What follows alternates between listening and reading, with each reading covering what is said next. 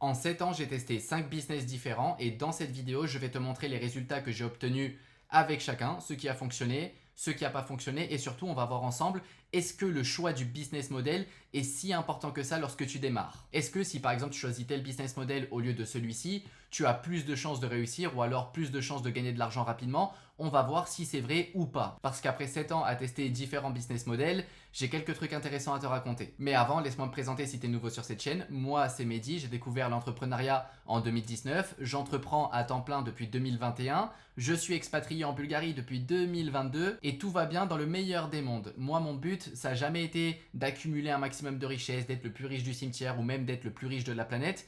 Non, non, mon but a toujours été d'accumuler un maximum de liberté. Et si toi aussi tu te reconnais dans cette bataille, n'oublie pas de t'abonner, d'activer la cloche des notifications et de mettre un like à cette vidéo. Sur ce, ne perdons pas plus de temps et voyons le premier business que j'ai testé qui n'est ni plus ni moins que le dropshipping slash e-commerce. Et bien évidemment, je vais te présenter les business que j'ai testés dans l'ordre chronologique de mes débuts jusqu'à maintenant. Alors, pourquoi le dropshipping et le e-commerce? Tout simplement parce que de base, moi j'étais un putain de random, un putain de PNJ. Je savais pas qu'il était possible de faire du business en ligne, etc. Non, non, moi je bossais à Burger King. Et ce qui s'est passé, c'est qu'un jour, sur un groupe de potes, il y en a un qui a partagé le lien d'une vidéo YouTube. Et cette vidéo, c'était la vidéo de Yomi Denzel, d'étudiant fauché à millionnaire en un an. Je l'ai regardé, enfin avec les autres potes, on l'a regardé. On était tous ultra hypés et du coup, on était trois et on s'est lancé dans le dropshipping. On a bossé ensemble pendant quelques temps, ensuite on s'est séparés. Chacun a fait sa route, toujours en étant pote, hein, mais au niveau, on va dire, business, chacun a pris son chemin. Mais avant que chacun prenne son chemin, on a lancé des boutiques ensemble et je vais t'expliquer comment ça fonctionnait, qu'est-ce qu'on faisait, combien on a pu gagner à peu près. J'ai plus les chiffres exacts et j'ai pas non plus envie de t'inventer un chiffre pour le storytelling. Mais en gros, comment ça fonctionnait? Tout comme ça fonctionne encore de nos jours, on choisit un produit gagnant, un produit avec un fort potentiel de vente. Tout simplement soit via le numéro de vente qu'il fait auprès du fournisseur, soit avec les trends, soit t'anticipes le marché, bref, peu importe, tu choisis un produit winner. Tu fais une boutique, enfin nous c'est ce qu'on faisait, on faisait une boutique monoproduit, ça veut dire qu'on vendait qu'un seul produit et on essayait de créer, on va dire, une offre irrésistible autour de ce produit.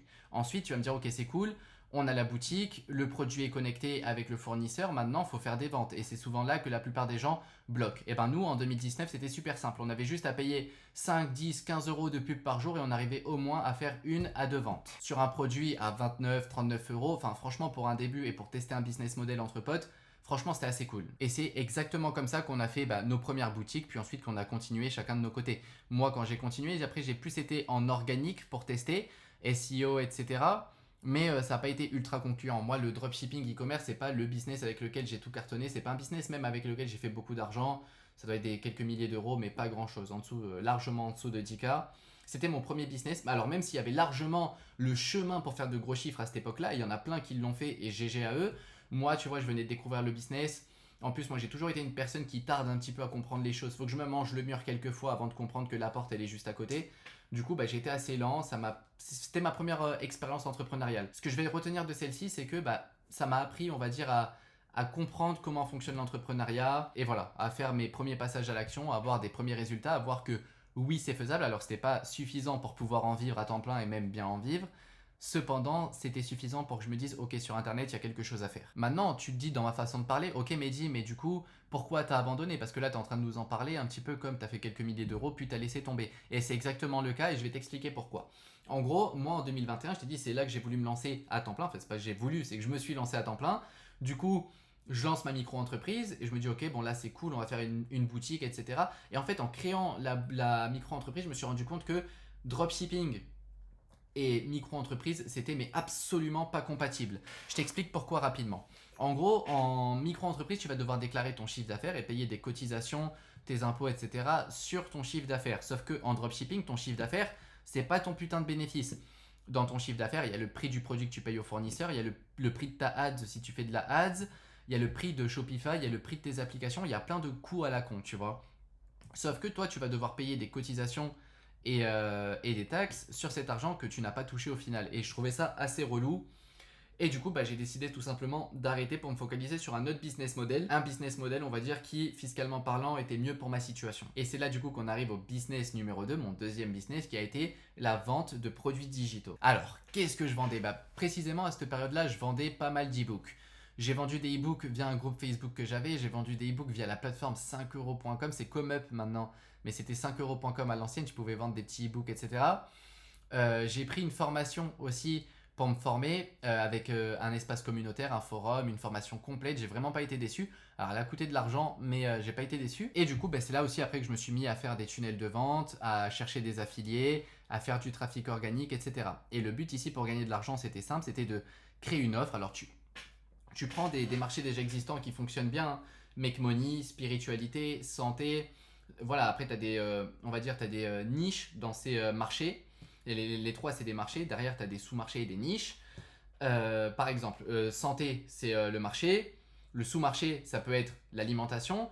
Et végétarien, ça va être la niche. Tu vois, du coup, en gros, je t'explique. Moi, je prenais dans les marchés Make Money, santé, spiritualité. Tu crées une offre qui a pour but de convertir du trafic, on va dire, tiède, froid, plus tendance à être froid que tiède, le trafic. Et du coup, de le passer de trafic tiède-froid à client qui achète aussi des upsells si possible. Et voilà, du coup, c'était le concept, c'était faire un tunnel de vente, page de capture, page de vente, un order bump sur le checkout, un upsell, un downsell, un autre upsell, un autre upsell. Bref, t'optimises un maximum pour que ton funnel soit le plus rentable possible. Derrière, encore une fois, tout comme le dropshipping, tu as le même problème, c'est que tu dois emmener du trafic. Et c'est là que j'ai un peu buté au début, parce que le trafic organique, ça prenait du temps, j'avais pas de leads au début. Enfin, quand j'ai voulu faire mes funnels, les affiliés, ils vont pas forcément dès le début, je me suis rendu compte qu'ils vont pas shooter vers ton offre, parce qu'en fait, l'affilié, lui, il pense à qu'est-ce que je vais gagner.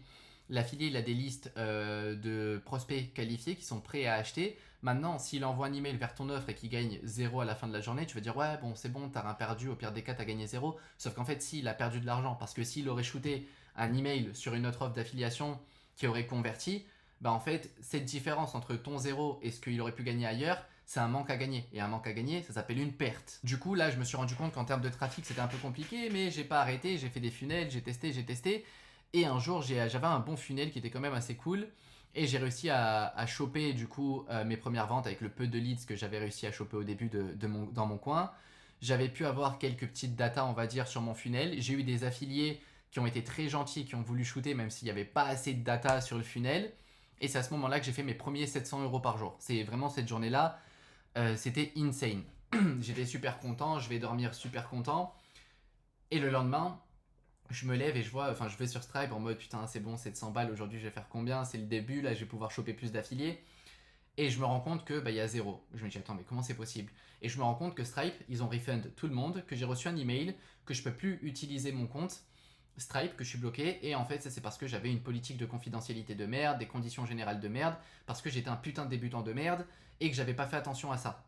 Du coup, je me suis fait cramer mon compte Stripe. Et là, c'est là qu'il y a eu un grand changement parce que du coup, j'étais en mode putain, c'est la merde. Je viens de payer une formation. Je me suis formé. J'ai galéré à obtenir mes premiers résultats. Là, j'ai mes premiers résultats, c'est mes premiers 700 euros par jour. Et je me fais bloquer dès le lendemain, tu vois. J'étais vraiment au fond du trou. J'étais en mode, mais en fait, je vais devoir retourner bosser en intérim parce qu'en fait, si j'ai pas Stripe, à ce moment-là, Stripe c'était le leader. Tu vois, il n'y avait pas Shopify Payments ni rien. C'était vraiment les leaders. J'étais en mode, mais attends, si j'ai pas Stripe et que je veux faire un business en ligne, je suis un peu baisé. Comment j'encaisse mes clients, tu vois? Genre en mode, je peux pas. Et c'est là que je me suis dit, ok, il me reste une porte de sortie. Et cette porte de sortie, c'est de changer de business, encore une fois. T'as vu, moi, la vie, elle m'a poussé à tester des business. Là, franchement, j'ai été forcé à changer de business, mais de toute façon, dans la conclusion, on y reviendra. C'est pas la fin de l'histoire des infoproduits, enfin des produits digitaux, mais c'est la fin de cette période, on va dire, de ce step-là, parce que je dois à nouveau changer de business pour passer au business numéro 3, qui est la prestation de service. Maintenant, tu te dis, ok, mais Mehdi, comment tu passes de faire de la vente de produits digitaux à de la prestation de service? En fait, c'est simple. Dans la formation que j'avais rejoint, il y avait tout simplement une communauté. Du coup, il y avait d'autres personnes qui faisaient des tunnels de vente et qui faisaient du cash. Et il y avait des mecs qui faisaient beaucoup de cash. Et moi, en fait, ce que j'ai fait, quand j'ai vu que je pouvais plus encaisser sur Stripe et que j'étais un peu baisé et que du coup, l'intérim m'ouvrait les bras, tu vois. En fait, ce que j'ai fait, c'est que j'ai fait un post, j'essaierai de retrouver, de te mettre une capture d'écran en mode je vais être ton esclave pendant les 30 prochains jours. Je vais bosser gratuitement pour toi. Voici ce que je sais faire, funnel building, copywriting, mise en place de séquences email de relance. Voici tout ce que je sais faire. Et mon but, c'était vraiment de montrer aux personnes que j'étais qualifié, que je savais faire ce que je proposais et que si à la fin de ces 30 jours, ils étaient satisfaits de mon travail, je pouvais continuer à bosser avec eux et cette fois-ci, donner mes prix. Du coup, j'ai chopé les premières personnes intéressées. Puis, au bout d'un mois, j'ai chopé mes premiers clients qui ont voulu continuer à bosser avec moi.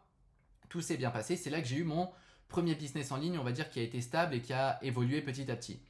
Petite activité de freelance, au début je faisais 1000, 1000 et quelques, ensuite 2000, ensuite entre 2000 et 3000. Et j'ai stagné comme ça, on va dire, quelques mois. À ce moment-là, je suis parti, je bougeais pas mal en Espagne, je suis parti un peu au Portugal. J'ai pas mal bougé pendant cette période-là avec ce petit business. Alors, j'économisais pas énormément parce que du coup, je dépensais vu que je bougeais. J'avais pas un business qui rapportait énormément, mais pour une fois, j'avais un business qui tournait et je pouvais enfin vivre cette vie de je travaille d'où je veux, quand je veux, selon mes propres termes.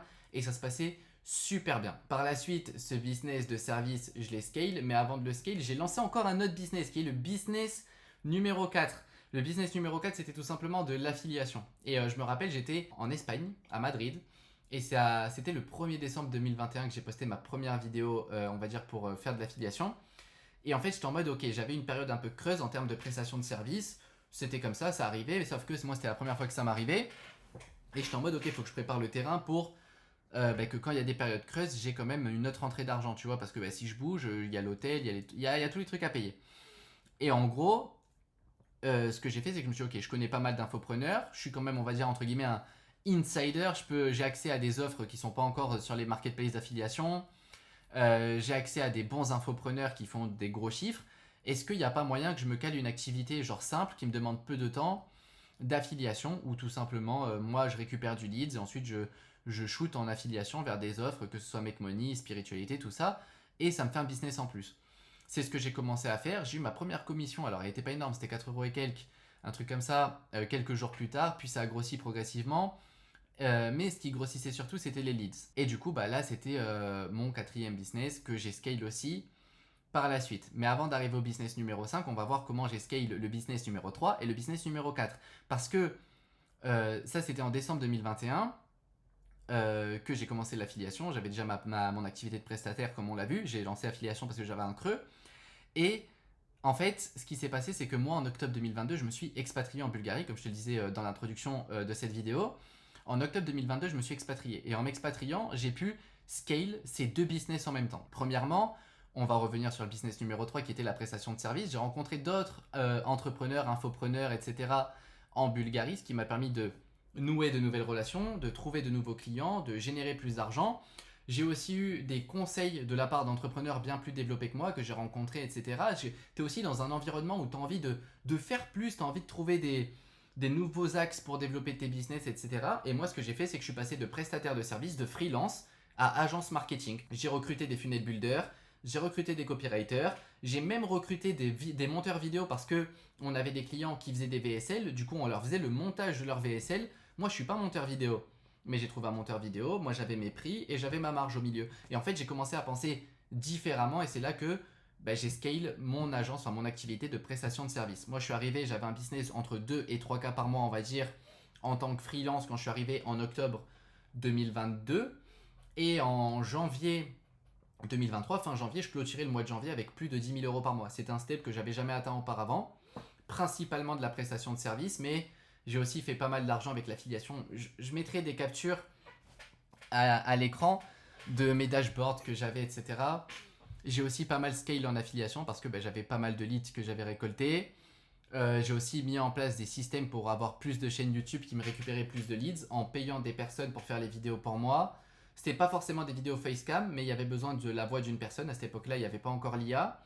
Et du coup, j'avais tout un process qui me permettait d'avoir des personnes qui postaient sur d'autres chaînes YouTube pour moi. Et tous les leads arrivaient sur mon compte system.io. Moi, je payais pour chaque vidéo. Et du coup, je récupérais un max de leads.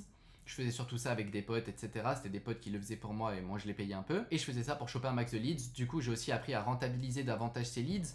Moi, je shootais mal mes emails. Je shootais un email tous les 2-3 jours, tu vois, en mode timide. J'ai appris qu'il fallait être régulier, qu'il fallait shooter davantage d'emails. Et avec tout ça, j'ai fait des chiffres super cool en affiliation. J'avais des super belles journées en sachant que c'était un side business. Et voilà. Du coup, ça a été mes deux principaux business. Et ensuite, je les avais déjà quand je suis arrivé en 2022 en Bulgarie. Je les ai scale jusqu'en 2024. 2024, j'ai fermé mon agence marketing. Ça a été une erreur, mais j'explique tout dans le livre que j'ai écrit sur cette année-là de ma vie que j'ai vécue. C'est dispo dans la description si ma vie t'intéresse et t'as envie d'en savoir un peu plus sur moi et cette période-là, on va dire. Je pense qu'il y a des leçons à tirer pour toi aussi. Mais en gros, j'ai fermé mon agence marketing pour revenir sur les produits digitaux parce que cette fois-ci, j'étais expatrié, j'ai pu avoir un nouveau compte Stripe, il y a eu de nouvelles solutions qui sont sorties. Il y avait Hotmart, bon, il y avait un TP aussi que j'ai commencé à exploiter. Enfin, il y avait pas mal de processeurs de paiement disponibles. Et du coup, j'ai relancé des infoproduits, tout simplement. Et c'est pour ça que j'avais fermé mon agence marketing. J'étais en mode, ok, j'ai les ressources pour faire tourner des gros business de bons infopreneurs qui génèrent pas mal d'argent. J'ai des leads dans plein de marchés. Est-ce qu'il serait pas temps que je coupe mon agence pour mettre toutes mes ressources envers mon business et au lieu de prendre le prix de mes prestations, une petite marge et après au pire en affiliation quelques pourcentages de commission, est-ce que je prendrais pas un gros 100% pour moi, tu vois? Du coup, c'était la DA que j'avais, c'était la direction que je voulais prendre. J'ai été dans cette direction, il s'est avéré que c'était une erreur, il s'est avéré que les infoproduits par la suite, j'ai aussi eu des problèmes avec les processeurs de paiement qui sont devenus chiants pendant un moment. Et j'ai aussi mangé un burn-out et je suis retombé à zéro. J'en avais un peu marre de tout ce que je faisais. J'ai arrêté tous mes business d'affiliation du jour au lendemain. En fait, burn-out, j'en pouvais plus de tout. J'ai tout mis à zéro. Littéralement, zéro. Genre en mode, imagine, t'as des leads, des grosses listes de leads à shooter que tu les shootes pas. C'était moi. Euh, j'ai eu une période vraiment où j'ai fait une grosse remise en question, que ce soit personnelle à tous les niveaux de ma vie et aussi au niveau business. Et il y a eu un switch où je me suis dit en fait, quel a été le moment où j'ai le plus kiffé mon business. Et le moment où j'ai le plus kiffé mon business, c'était quand j'avais mon agence marketing. Parce que je bossais avec des entrepreneurs, des freelances. Je bossais avec d'autres entrepreneurs, nos clients étaient des entrepreneurs. Et en fait, j'avais l'impression qu'il y avait moins de clients, je générais plus. Et surtout, enfin, générais plus en vrai, j'ai généré pas mal de fric aussi avec les infoproduits. Enfin, je mettrai des captures au montage au moment où j'en parle pour que ça reste cohérent. Peut-être que les captures du coup elles sont déjà passées, du coup tu les as déjà vues. Mais en gros, c'était vraiment la période où j'avais moins de clients à traiter, c'était moins chiant. Quand tu vends, en fait, tu as plus de facilité à apporter du résultat en vendant du service à B2B en done for you que en vendant du B2C. Demain, imaginons, enfin, regarde, par exemple, j'ai une formation TikTok. J'apprends aux personnes à gagner de l'argent sur TikTok. Par contre, je ne suis pas responsable de ce que la personne va faire de ma formation, même si moi je l'ai appliqué, d'autres membres l'appliquent, ont des résultats. En fait, je suis pas responsable. Alors oui, c'est bien les infoproduits, il y aura tout le temps des personnes qui vont vraiment appliquer, vont vraiment avoir des résultats et ça fait super plaisir de les aider. Tout comme une entreprise, quand on leur met un système en place, clé en main, on est content de voir qu'ils ont des résultats. Mais je trouve que c'était plus compliqué à obtenir dans du B2C, même le niveau de client, etc. Enfin, j'en ai eu un peu ras le cul. Du coup, je me suis dit, ok, je reviens sur un business de vente de services B2B. Et c'est là que du coup, j'ai laissé tous mes business que j'avais avant en arrière et que je me suis focus sur lancer une agence de setting IA qui par la suite j'ai délégué. J'utilisais déjà l'IA dans mes business depuis que c'était sorti, comme à peu près tout le monde qui était, on va dire, présent dès le début. J'automatisais des tâches, etc. Sauf qu'au bout d'un moment, je me suis dit, ok, il y a moyen que j'automatise un vrai problème sur le marché et que je me focus sur ça et que je parle qu'avec des entreprises voilà, qui ont déjà des bons résultats, qui sont intéressantes et auxquelles je peux apporter des résultats. Ensuite, j'ai délégué cette agence pour me concentrer sur tout simplement une activité de consulting, toujours pareil, intégration de l'IA dans les process dans des entreprises. Ce que je faisais, c'est que tout simplement, j'analysais des entreprises, elles me contactaient, j'analysais leurs process, je leur faisais un plan complet de qu'est-ce qu'ils peuvent implémenter, comment et qu'est-ce que ça pourrait leur faire gagner. Et si oui ou non ça les intéressait, elles prenaient mes services. Voilà, du coup j'ai bossé 2024, 2025 dessus et fin 2025, j'ai ouvert une deuxième entreprise pour terminer sur la vente de services ou dans laquelle je suis toujours. Maintenant, mon activité de consultant, je suis en train de la switch en agence. Et en fin novembre 2025, j'ai ouvert une autre boîte qui est pareil de la vente de services B2B, mais cette fois dans le développement web, tout simplement avec une équipe de développeurs, etc. Du coup, je suis revenu dans ces business-là, mais sur le chemin de la vente de services, etc., tu vois, j'ai vu passer pas mal de mecs. Du coup, c'est le business numéro 5 et le dernier business que j'ai testé. C'est tout simplement la rémunération TikTok. Je te disais que j'avais une formation et en fait, c'est parce que tout simplement, moi, je voyais des personnes dire ouais, moi je gagne de l'argent avec TikTok, etc. Et je voyais des mecs montrer des bons résultats. Et moi, j'avais un compte TikTok qui était à plus de 70 000 abonnés, un truc comme ça. Je te mettrai une capture à l'écran. Et en fait, je me servais de ce compte-là pour vendre une formation que j'avais avant, de l'infoproduit. Et du coup, je me suis dit, vas-y, viens, je le monétise, j'arrête de vendre le produit parce que de toute façon, j'avais déjà coupé le business. Et je fais que de la monétisation, j'apporte full valeur et je fais que de la monétisation. Sauf que mon compte, je me suis rendu compte que je l'avais créé ici en Bulgarie et que le programme de récompense créateur n'est pas disponible en Bulgarie. Du coup, j'étais en mode putain, je vais devoir remonter un compte TikTok, mais en vrai, ça a l'air de valoir le coup. Et moi, j'aime les défis, j'aime tester les choses. Je pense que tu t'en es rendu compte tout au long de la vidéo. Du coup, je me suis dit, ok, je bosse dans l'IA. L'IA, c'est un sujet qui me passionne. Je lis des livres sur l'IA, je bosse dans l'IA toute la journée. Je regarde les actus de l'IA, je regarde des vidéos de l'IA.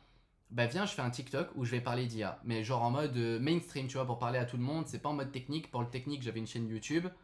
Et je me suis dit, vas-y, je vais faire ça. En quelques jours, je crois que c'est 11 jours, un truc comme ça, je monétise le compte. Et une fois le compte monétisé, je commence à faire des vidéos et à voir que TikTok paye bien. Et surtout, au moment où je suis arrivé, ils ont lancé les récompenses supplémentaires juste après.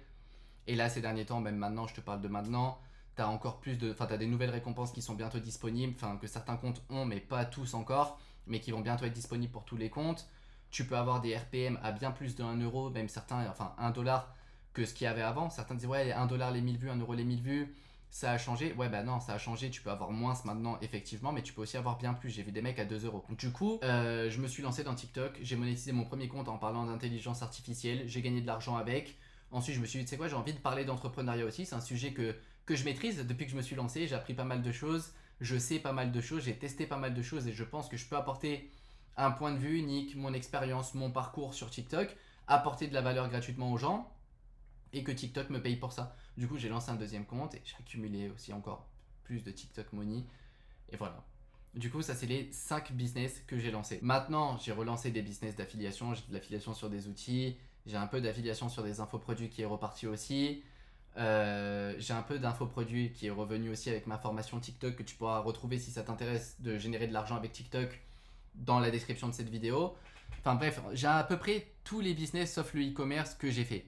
Ils ont juste chacun leur place dans mon écosystème, on va dire leur plan de priorité.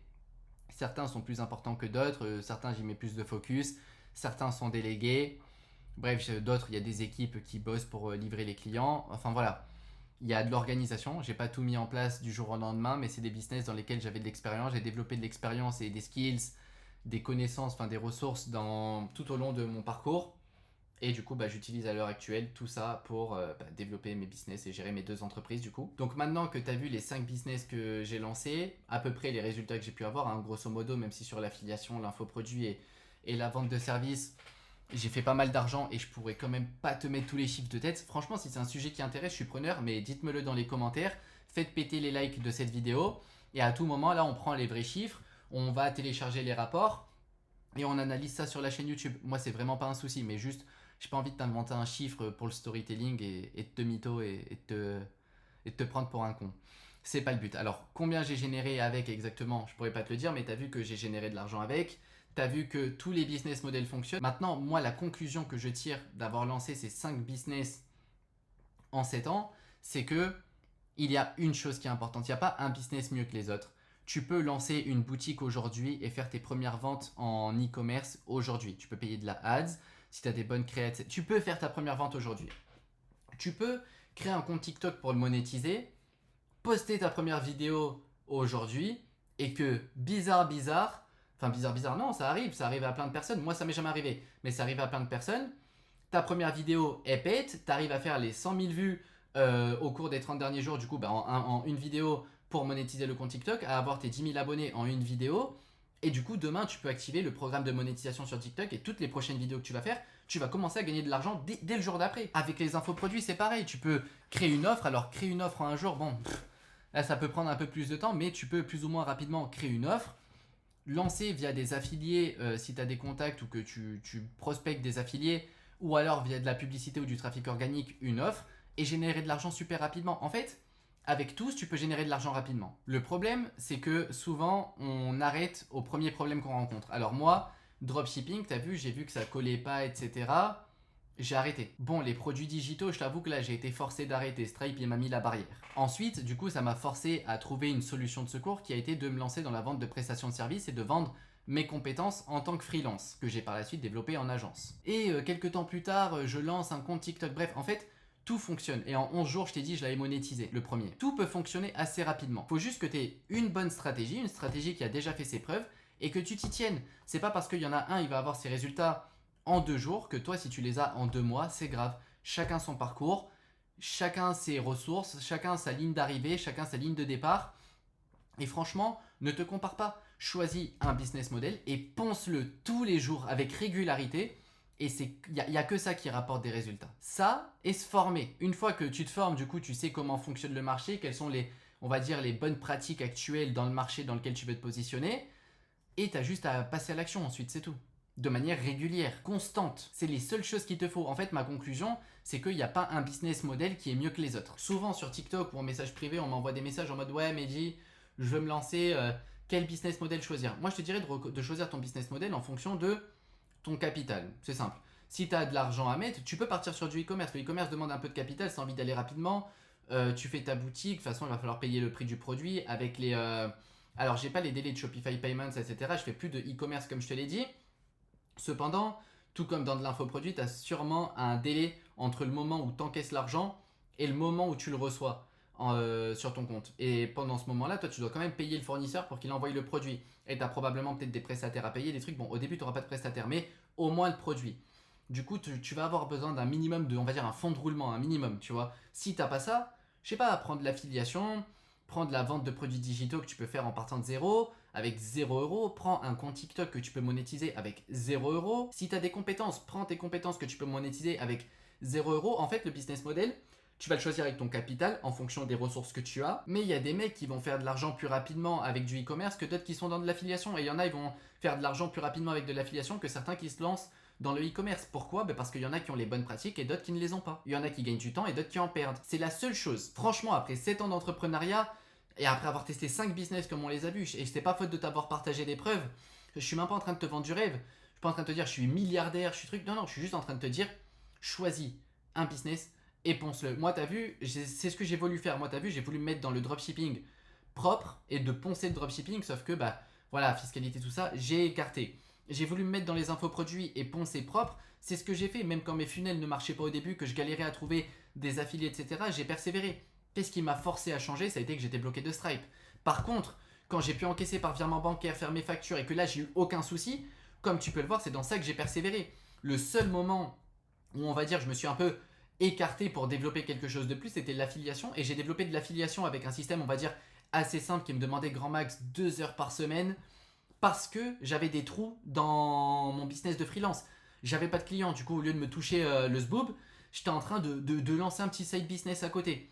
Mais j'ai pas dispersé mon focus. Derrière, quand je suis arrivé en Bulgarie, le premier truc que j'ai scale, enfin j'avais 2 trucs à scale, j'avais l'affiliation et ma prestation. Mais j'ai scale en premier mon agence que j'ai créée du coup. Et l'affiliation c'était assez simple, j'avais déjà des leads. Je me suis dit ok j'ai déjà le process de créer une chaîne YouTube. J'ai juste à créer les chaînes YouTube, à mettre des gars à faire les vidéos avec les scripts, les trucs, les listes des offres. Je leur mets tout clé en main, ils ont juste à faire les vidéos, à me les envoyer. Moi j'ai quelqu'un qui poste. Du coup, oui, j'ai pu scale ça aussi, mais j'avais une entrée d'argent qui m'a permis de dépenser un peu d'argent pour avoir des gars qui m'aident à. Tout seul, tu peux pas tout faire. Du coup, tant que tu es tout seul, choisis un truc, pense-le. Dès que tu as les premiers résultats, n'hésite pas s'il faut dépenser un peu d'argent par-ci, par-là, pour pouvoir en générer plus ou pouvoir lancer un truc à côté, fais-le. Mais au début, tu choisis un putain de business et tu le ponces. C'est ce que j'ai fait avec la prestation de service. C'est ce que j'ai fait quand je suis reparti de zéro avec mon agence de setting IA. Quand ça a été délégué et que je me suis mis dans le consulting, j'ai fait full du consulting. Quand j'ai ensuite lancé ma deuxième entreprise en fin 2025, ben, j'ai mis tout mon focus dessus. Et du coup, ben, j'avais des équipes et des systèmes qui me permettaient que de l'autre côté, ça continue à tourner. Mais par contre, mon focus était dessus. Et il est encore dessus principalement. Du coup, voilà, la conclusion que je te donnerai après 7 ans d'entrepreneuriat et 5 putains de business testés, c'est tout simplement, choisis-en un et défonce-le. Jusqu'à avoir tes résultats. Une fois que tu as des résultats, commence à déléguer ou commence à utiliser cet argent pour essayer d'avoir plus de résultats ou te libérer plus de temps pour te concentrer sur ce qui apporte le plus de valeur. Bref, ça dépendra de ton business, de où tu te situes. Il n'y a pas une solution miracle, mais focus sur un business. Arrête de faire 3 mois de dropshipping, j'ai pas eu de résultats, du coup je vais partir sur ça. Ah, mais un peu d'affiliation, ouais, mais au bout de 2 semaines, j'ai toujours chopé que 10 leads, j'ai pas fait une commission. Bah, du coup, je change parce que ça marche pas. En fait, c'est ça qui fait que t'as pas de résultats. C'est ça qui fait que la plupart. Souvent, il y en a plein, vous voulez vous focus ou faire plusieurs choses en même temps, alors que vous avez même pas un putain de truc qui tourne. Du coup, choisis un business, focus dessus, obtiens tes résultats, tes premiers clients, et ensuite tu développes petit à petit. Et ensuite, si tu as de l'argent et que tu as envie de lancer d'autres projets à côté, de déléguer, de mettre des équipes, de faire ce que tu veux, tu te démerdes. Mais la big leçon que je te donne, c'est choisis un putain de business. Je me suis répété, je le sais, mais choisis un putain de business. Voilà, c'est tout, je m'arrêterai là. Et surtout, n'oublie pas de t'abonner, d'activer la cloche des notifications pour plus de vérité sur le business sans filtre, parce que là, j'ai littéralement aucun script, je te partage mon expérience en toute transparence, sans me créer un personnage storytelling qui est là pour te vendre un coaching à 2000 balles. Non, non, je t'ai partagé de la valeur que tu peux appliquer dès la fin de cette vidéo sans même avoir à payer quoi que ce soit. Allez, abonne-toi et rendez-vous à la prochaine vidéo.